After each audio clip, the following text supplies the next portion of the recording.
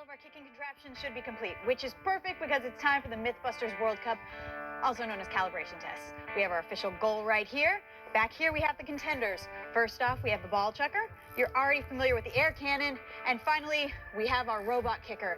Consistency was a huge problem when we did our last test. So that's what we're testing now. Which one of these contraptions will be the most consistent at 60 miles an hour? You guys ready? Let the best machine win. Still, the early money is on the store-bought machine. The wild card here is going to be the robot kicker. I'm really anxious to see if that one has a nice consistent shoot.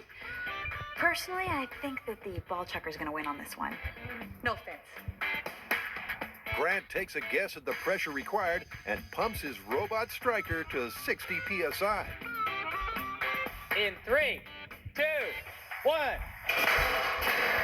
Wow. That was a good kick. How fast did it go? 58 miles an hour. Boom! Nice. We're in the ballpark. A succession of kicks gives a nice, tight cluster of numbers. We're going to keep going and average them all out. But so far, it's looking pretty good. In the end, Grant's machine has worked wonders. The kicking robot was great. It was consistent within 3 miles per hour.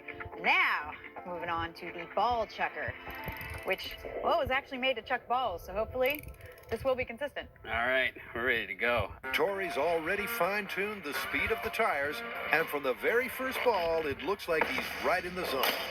God, 59. It's an impressive display from the favorite, but there's still one to go. Third. All right, why don't we do this? Let's test the air cannon one more time. I mean, who knows? Maybe it's more consistent than the other machines. All right. Going up to 9 psi. So it comes down to these last 5 shots. Fire away.